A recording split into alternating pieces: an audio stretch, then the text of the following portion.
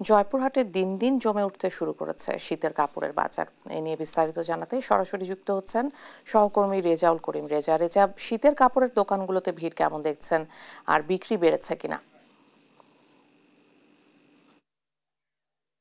ইশিকা, আমি এখন দাঁড়িয়ে আছি জয়পুরহাটের রেল স্টেশনের উত্তর পাশে। এটা হচ্ছে রেল লাইনের পাশেই কিন্তু এই এই এই পুরাতন এবং নতুন কাপড়ের বাজার। এটা প্রত্যেক বছর এই শীতকে কেন্দ্র করেই কিন্তু গড়ে ওঠে। এখানে প্রায় মানে 2 শতাধিকের বেশি কিন্তু কাপড়ের দোকান কিন্তু এখানে আহ, লাগানো হয়।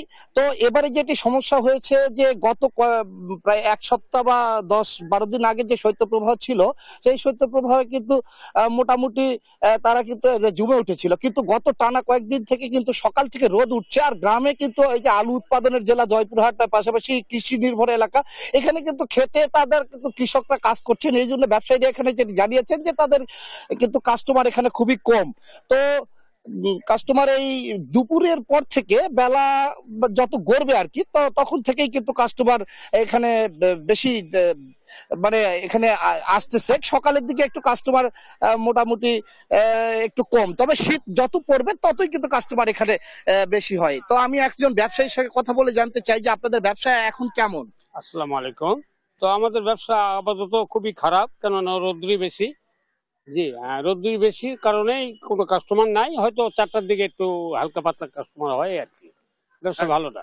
ধন্যবাদ। আমি একজন ক্রেতার সঙ্গে কথা বলে জানতে চাইবো যে আপনি তো এখানে কাপড় কিনতে এসেছেন। আমি শীতের জ্যাকেট কেনার জন্য আসছি।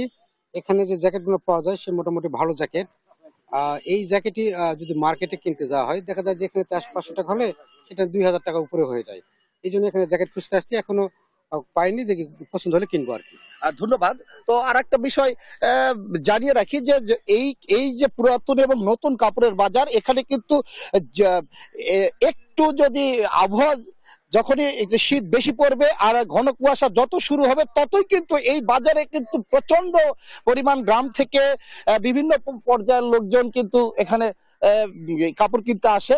তো আজকের যে আমাদের জয়পুরহাটে যদিও আবহাওয়া অফিস নেই, আবহাওয়া অফিস না থাকার কারণে কিন্তু পাশের উপজেলা বদলগাছি উপজেলার নওগাঁ জেলার বদলগাছি উপজেলার আবহাওয়া অফিস থেকে যে সকালে আমি যে শীতের তথ্যটি পেয়েছি, আজকের হচ্ছে 13.3 ডিগ্রি সেলসিয়াসে শীত এখানে অবস্থান করছে।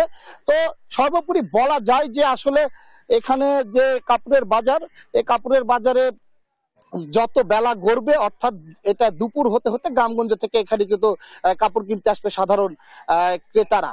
তো বর্তমানে যেটি ব্যবসায়ীরা জানিয়েছেন যে যে শীত আর ঘন কুয়াশা যদি বেশি প্রভাব আসে, তখনই কিন্তু তারা কিন্তু মজুত করেছেন কাপড়। তো তো এখানে তারা সেভাবে সরবরাহ করবেন। এই ছিল আমার জয়পুরহাট থেকে এই কাপড়ের বাজার থেকে, শীতের কাপড়ের বাজার থেকে সর্বশেষ ইশিকা।